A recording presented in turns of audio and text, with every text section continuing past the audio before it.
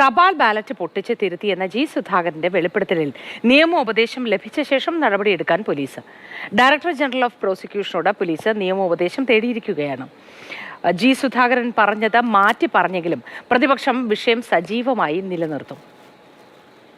Election postal ballot ചെയ്യുമ്പോൾ അത് വേറെയാണ് നോട്ട് ചെയ്യുന്നത്. കുറച്ചുപേര് ചെയ്യുന്നുണ്ട്, എല്ലാവരും അല്ലല്ലോ. പൊട്ടിച്ച് തരുന്നതുകൊണ്ട് അറിയാത്ത ഞങ്ങളത് പൊട്ടിക്കും. അത് പൊട്ടിക്കുമെന്നാണ് ചിന്തിക്കുക. അത് തരരുത് നമ്മുടെ കയ്യിൽ. നമ്മൾ ചെയ്താലെന്താ, നേരിട്ട് പോസ്റ്റ് ചെയ്തു. ഞാനപ്പോൾ പൊതുവെ പറഞ്ഞതാണ്. ഞാൻ ആ പറഞ്ഞ കൊണ്ടു ലേശം ഭാവന ഞാൻ കലർത്തി പറഞ്ഞു. അതെ, അങ്ങനെ സംഭവിച്ചിട്ടില്ല. നമ്മുടെ പാർട്ടി മിസ്റ്റല്ലെങ്കിൽ ഒരു ബാലറ്റും തുറന്നു നോക്കിയിട്ടില്ല. രഘുനാഥ് നാരായണൻ ചേർന്ന വിവരങ്ങളുമായി. Raghu, good morning. ഏത് തരത്തിൽ നിയമവുമായി മുന്നോട്ട് പോകാൻ കഴിയും എന്നാണ് പോലീസ് ഇപ്പോൾ പ്രതീക്ഷിക്കുന്നത്? നിയമ ഉപദേശവും തേടിയിട്ടുണ്ടല്ലോ.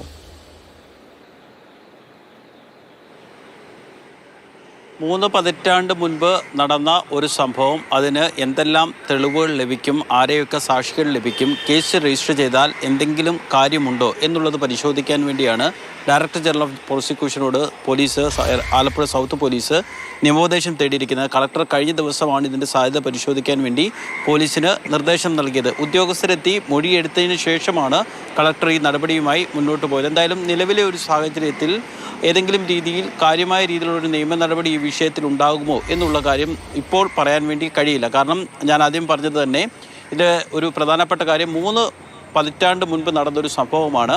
ഒപ്പം തന്നെ പോസ്റ്റൽ ബാലറ്റുമായി ബന്ധപ്പെട്ട തർക്കമാണ്. ആ ഘട്ടത്തിലൊന്നും ആരും അത് സംബന്ധിച്ചുള്ള പരാതി ഉന്നയിച്ചിട്ടുമില്ല. എന്തായാലും രാഷ്ട്രീയമായി ഇത് CPM-നും ജി സുധാകരനും സംബന്ധിച്ചിടത്തോളം ഏറെ ക്ഷീണമുണ്ടാക്കുന്ന ഒരു കാര്യമാണ്. ജി സുധാകരൻ മുതിർന്ന നേതാവാണ്. അദ്ദേഹം എല്ലാ കാര്യങ്ങളും തുറന്നു പറയുന്നൊരു സ്വഭാവമുള്ള ആളായതുകൊണ്ട് തന്നെ അദ്ദേഹം പറഞ്ഞ കാര്യങ്ങൾ ചില വസ്തുതയുണ്ട് എന്ന് പൊതുവേ സമൂഹം കരുതും. അതുകൊണ്ട് തന്നെ അതിനെ രാഷ്ട്രീയമായി ഉപയോഗിക്കാനാണ് കോൺഗ്രസിൻ്റെയും BJP-യുടെയും ഉൾപ്പെടെയുള്ള പ്രതിപക്ഷ പാർട്ടികളുടെ തീരുമാനം. എന്തായാലും ഈ വിവാദമുണ്ടായി 24 മണിക്കൂർ പിന്നിട്ടിട്ടും CPM-ൻ്റെ ഭാഗത്ത് നിന്ന്, അല്ലെങ്കിൽ CPM-ൻ്റെ ജില്ലാ കമ്മിറ്റിയുടെ ഭാഗത്ത് നിന്നും ഇത് സംബന്ധിച്ചുള്ളൊരു ഔദ്യോഗികമായ വിശദീകരണമോ സുധാകരനെ പ്രതിരോധിക്കുന്ന രീതിയിലുള്ള എന്തെങ്കിലും പ്രവൃത്തികളോ അവരുടെ ഭാഗത്ത് നിന്നുണ്ടായിട്ടില്ല.